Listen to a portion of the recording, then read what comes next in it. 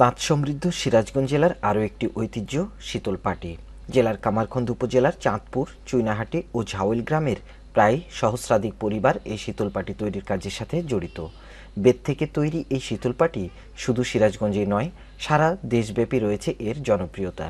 শুধু তাই নয়, উন্নত মানের শীতল পাটি দেশের বাইরেও সরবরাহ করা হচ্ছে অহরহ।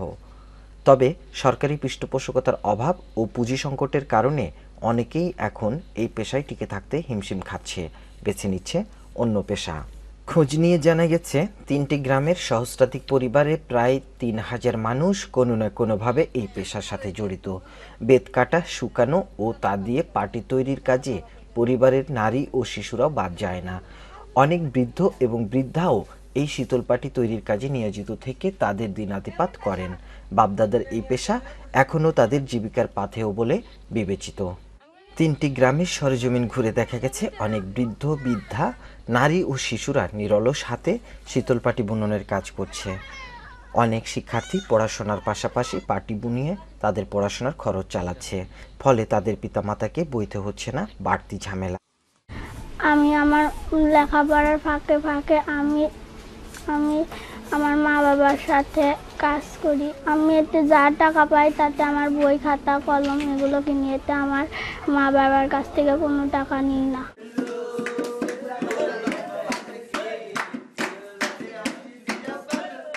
শীতল পাটি বুননের কাজে জড়িত শিল্পীদের সাথে কথা বলে জানা গেছে, একটি পাটি তৈরি করতে সময় লাগে 2 থেকে 3 দিন।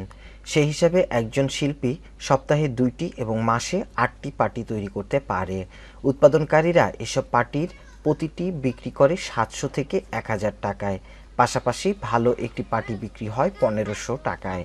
পাইকাররা বাড়ি বাড়ি ঘুরে এসব পাটি কিনে নিয়ে গিয়ে বাজারে বিক্রি করে 1,500 থেকে 2,000 টাকায়।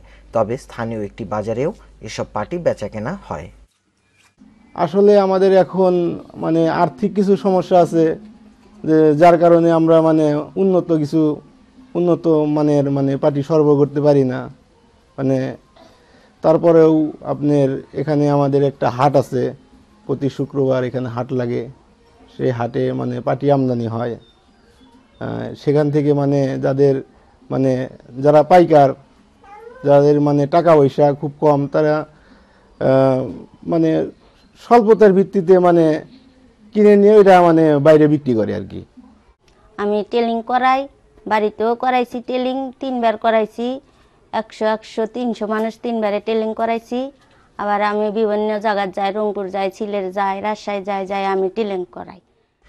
উৎপাদনকারীরা জানান, শীতকালে শীতল পাটির চাহিদা না থাকায় তাদেরকে চরম বিপাকে পড়তে হয়। এ সময় তাদের বেচাকেনা প্রায়ই বন্ধ থাকে। তবে গ্রীষ্মকাল পড়ার সাথে সাথে বাড়তে থাকে শীতল পাটির চাহিদা। তাদের দাবি, সরকারি পৃষ্ঠপোষকতা পেলে এবং সরকারি বা বেসরকারিভাবে ঋণ সহায়তা দেওয়া হলে শীতল পাটি তৈরির এই পেশা আরও সমৃদ্ধশালী হবে এবং এখানকার তৈরি উন্নত মানের শীতল পাটি দেশের চাহিদা মিটিয়েও বিদেশি রপ্তানি করা সম্ভবপর হবে।